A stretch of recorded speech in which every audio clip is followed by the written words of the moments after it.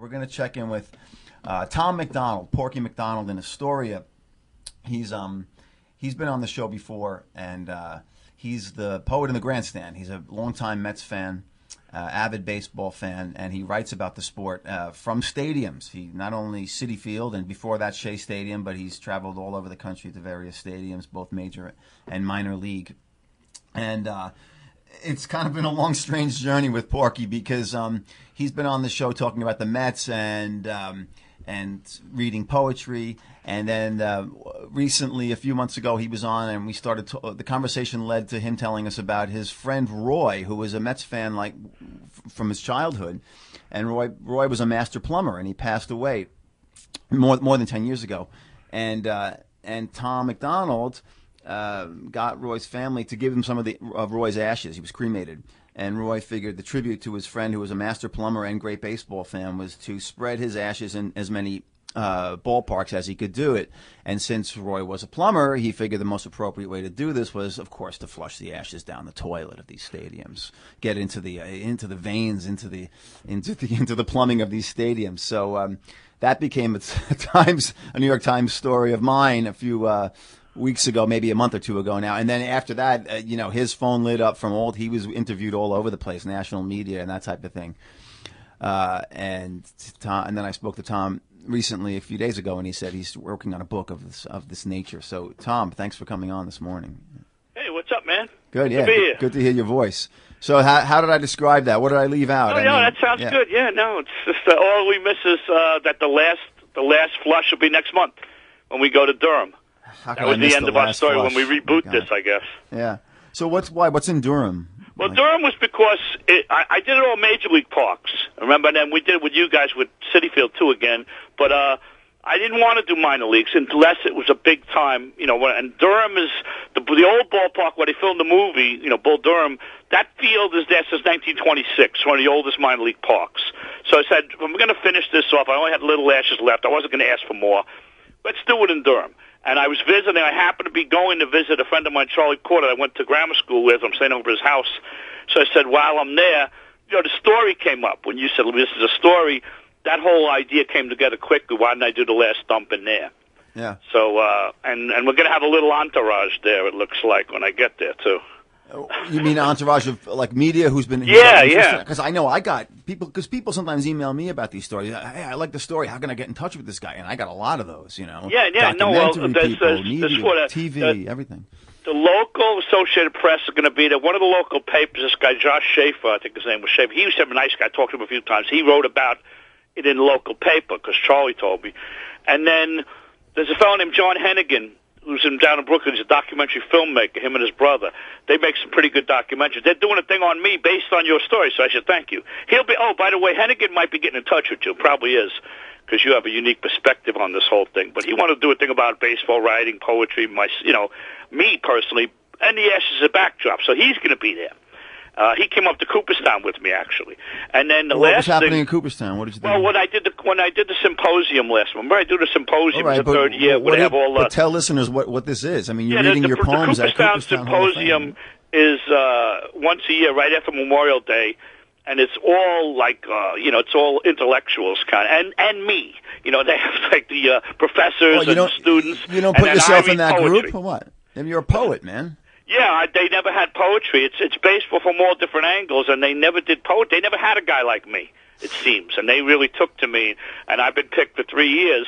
And this year when I was going, this is happening right in the middle of this story getting big, and I emptied the can out. I had the can with the ashes. I remember when we first did it. Yeah, I emptied it out. In the can it looks like less than it is. I actually had more than I thought, so I filled up the little Advil for Durham, and I had a little left, so I said, why shouldn't I do Roy in the Hall of Fame? Of course. And so I did a little in the, I did a little in the hall, and the night I was there, we get a champion one. I actually wrote a piece about this whole thing, and you're actually in it. I mentioned you because it fit. It's 2,800 poems. You made the list. Yeah. Oh, listen, that's great. But wait a minute. But Tom, before you read it, just give us your your take on what was your friendship like with this guy Roy? Well, it was one of my best friends, and I think it's all those things. It's that he died young, in his 48, And we grew up going to games. I know him since I was like a scout, like we were 8, 9 years old. And he lived right around the corner. His family's still there. And it was the third. It was the third guy in about 5 years that died that were from the old neighborhood. There was a guy named Chucky Hart died a year before, and a really good friend of mine, like Roy, and this guy Frank Brady died in '03. So it was kind of a tipping point when he died. I said, "What's going? Too many people we're losing." And Roy hit me pretty hard, just as Frank did. And it just the idea of dumping the ash, I wanted to do it because I knew I was going to be going to some ballparks. Me and my buddy Adam go to ballparks, so we knew we had some lined up for the next few years. But the idea of, flushing them just happened by chance. When I was telling more like out of necessity, right? Yeah, you don't want to dump ashes. Where do you do it? You dump in powder, you get in trouble. I mean, I remember the guy recently at the Met, the Opera. He dumped it, and they evacuated the building. Terrorism. Yeah, so I didn't know what to do, and what happened finally was I was in Minnesota in '09, and it was the Metrodome, and I was like, how do you do this inside? I didn't know what the heck to do. So we went to a bar that night, an Irish pub, and I was in the bathroom, and it hit me. I felt it in my pocket. I said, what? And I knew, here's how I'm going to do it. I'll throw it down the bowls, because he was a plumber. If he wasn't a plumber, this is nuts, yes. Yeah. But it actually makes sense. If you know where I come from, my neighborhood, it's perfect. People that have gotten back in touch with me are laughing. They love it. Right. They really love it. Right. Porky, to know you, it makes perfect sense. That was the Eureka moment there in the bathroom. Yeah, that was your epiphany, huh? Yeah. Yeah, and it's funny, the thing that's coming up now. I like I said, I laugh about it, and then people got this thing got big, I think, because it is funny. It's an easy joke, obviously. Right. So it was, potty humor. But the last thing that happened, and I'm going to thank you again for this, is because you guys all started. Malky asked the question. Of course, the Ash guy of all Ash people, that's right, the McCourts, right? Right. He asked the question and that it's like ashes, got me to bring it up. It rose from the ashes, like yeah. And this guy, Steve Hartman, they do these on-the-road pieces on CBS, national TV we're hitting soon. He came here, and they interviewed me, and he's going to meet me also in Durham. So sometime at the end of August, they have it at the end of the evening news, and then they have it on the Sunday morning with Jane Pauley on CBS. There's going to be a little piece about me and the Ashes. That's so awesome. I'll let you know when it is. I don't know. It's going to be the 18th or the 25th. I'm not sure, but you've been in my house. It's a little. These guys had lights. It was insanity. I don't know how they fit. I mean, you can barely get the top of a batting order in your house. It was 2.5 hours, and it was insane. But they were great. It was like 4 people. They were very nice people, and he was good. He got me thinking, what are you going to think? This is the last time. Got me really deep about my friend And I said, I don't know. And then the thing that's funny is I mentioned Frank Brady. Here's the thing what he kicked into me. August 11th is the day I'm going to be doing the last dump in this park in the morning. I thought that the park was it's closed. They just use it for tournaments. But that day there's a high school tournament. So there's going to be high school players there. When we go in with the cameras, it could be weird. But I actually like it better with people there, Yeah. But that day is the anniversary when Frank Brady died. Yeah. So I'll be dumping them on Brady's anniversary, all 3. So I don't know. I hope I keep my cool, Yeah, well, listen, it could be a few tears. Jeez. So what do you got? Do you have any verse lined up for us? Yeah, this is when I went to the hall, and I mentioned a few things in the poem, just a good idea. Fess was our nickname for Roy, his closest friends. Like 8 or 10 people called him that. He got a coonskin cap at one point. He has long red hair and a beard at that time. Now, Fess Parker that played those guys, he was clean shaven, so Davy actually Crockett, didn't make much. Right? Yeah, Davy Crockett and Daniel Boone. But we called him Fess from that. That was our own little nickname for him. And then it all came from like your story. And I remember him under my sink. All I see was his legs sticking out, and it was a plumber. And it all kicked in. So this is kind of the story of what this has been, this whole deal. And then the idea, why not the Hall of Fame too? But all right. It's called Why Not in the Hall, the tale of Fess and his ashes. When Corey wrote the story, the media began to call. My friend was in the pipes all over, so why not in the hall? Some things are lost to circumstance and would be so, sans glory. But the tale of Fess and his ashes was the most outlandish story.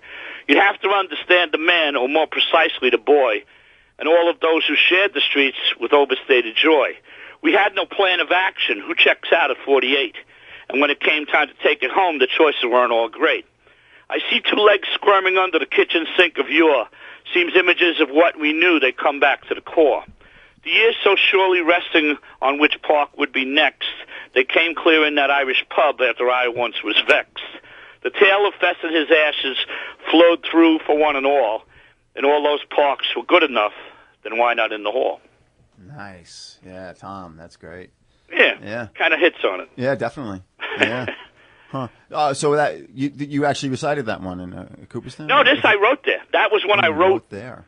This is the first time anybody heard it.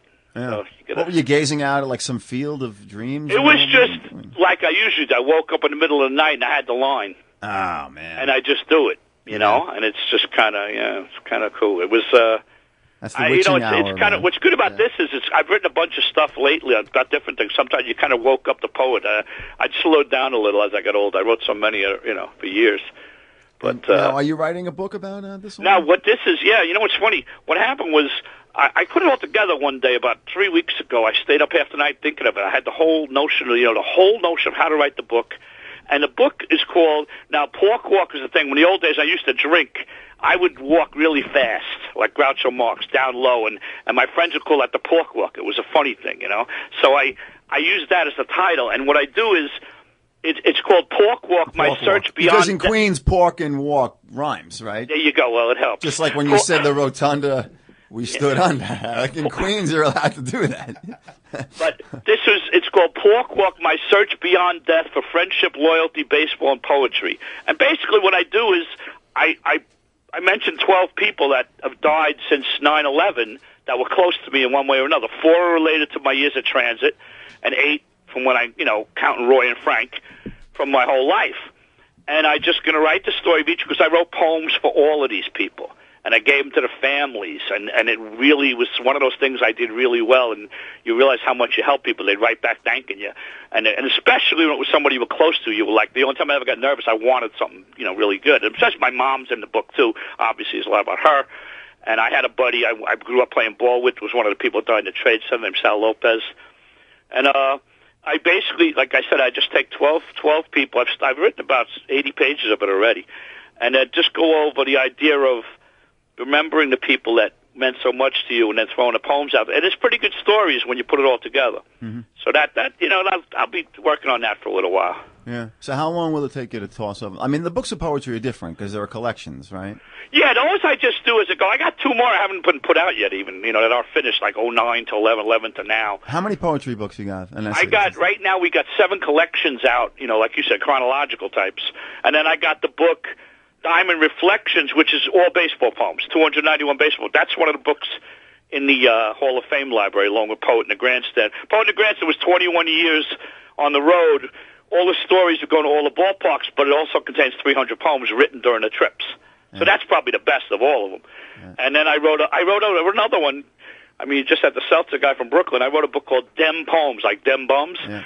Dem Poems, which is the Brooklyn collection. All poems I wrote about Brooklyn in the 20 years I worked down there for transit from 85 to 2005. Yeah. And that's kind of a cool book for all the people down there. I mean, my favorite, of course, is Ground Pork. Ground Pork was the start. That was the first one, and it made sense, and that was the early ones. There's a lot of good ones. There's a lot of very basic stuff in that, and then it got, as I sort of roll in the second collection called Downtown Revival, and it got better and better, and Close to Rona's still chucking, and in the Cameo Shade, Vespers at Sunset, all these different titles and they're all 5-book collections. Each book is about 60 poems, so it's about 300 poems per collection. Yeah. But there's a lot in there that people, for people use for different things, and I'm like, whatever helps, right? Right. How many different uses for pork can you have? Yeah. Right? Hey, yeah. That's right, man. All right, so what else, man? I mean, we're probably going to start closing up, but what else do you have to announce here? What do you got? You have any poetry slams coming up? And we're going to see you on the small screen, the big screen? I mean, you're going to be a documentary? Well, the only thing, like I said, the CBS thing, whenever I'll let you know when that's happening, I'm waiting for that trip. I'm going next week. I'm going for the weekend to Baltimore just to see a couple of games and to see Tom. I'm actually going to see Tom Petty's 40th anniversary tour because they want too much here in Forest Hills. So it's the day, the 22nd is 1 year. I'm retired 1 year on the 22nd. Mm-hmm. And I have a friend down there retired right after. I'm going to visit her for the day. But from the Transit Authority? Yeah. Yeah. Yeah. 1 year away. That's and if you noticed, last week, Cuomo, the system's a state of catastrophe. I'm not even gone a year, and it's a state of catastrophe. Right. So I didn't know. I knew I did a good job, but. Hey, you may have set the whole thing up, man. Come on. I don't know, man. I laughed when I saw that. I said, really? But I will say this. Since I retired, I know of at least 30 people that, like me, 30-year-plus people, a lot of people retired in the last year. You know, like a whole guard of the people who worked in the 80s. Right. Everybody's heading out. Yeah. All right, well, listen, I'll be merciful. I won't even ask you about the Mets. You know, I mean, well, I'll tell you, the only thing I will say quickly about the Mets is you keep hearing this now because things are going bad. Bring up this kid Rosario or bring up... No, I don't want this. The Mets are famous for this. They brought David Wright up like this once, right? What happens is you bring him up, he plays half a year, does great because he's a great player, and the next year he's not eligible for Rookie of the Year. David Wright should have been Rookie of the Year 2005. He had way better numbers than Ryan Howard, but he had taken too many at-bats in 2004 to appease idiots that want to see him quicker. Yeah. And same thing with Harvey. Harvey came up in the middle of the year. They don't give the guys a chance. That means something to me. You know, if nothing else, I want my guys to have a shot. You get one shot at Rookie of the Year, and this kid's supposed to be the goods. I don't want to see him until April. Or maybe September, where he won't get enough at-bats. Yeah. You know? How'd you like seeing Murphy last night, you know? Murph, hey, you know what? That's on the Mets. Murph, you had this player for years. You got him to the point where he was just getting it big time, and then when you give him a qualifying offer, you don't offer him a 3-year contract or something like you should have. They got what they deserved. He didn't want to leave. Yeah. You know? Right. So it's hard for me to root against him, although I will say I'm not... I do think the teams that are best. I think the Astros and the Dodgers are for real. I really do. So I'm going to keep the tape of this, and we'll see. All right. Okay. Well, Tom, always a pleasure. Yeah. Good luck with the book. Be in touch, but I'll keep telling you what's going on. Okay. Thank you. Thanks a lot. Tom McDonald, poet in the grandstand and spreader of ashes in his own unique way. So, okay. So we have in the studio.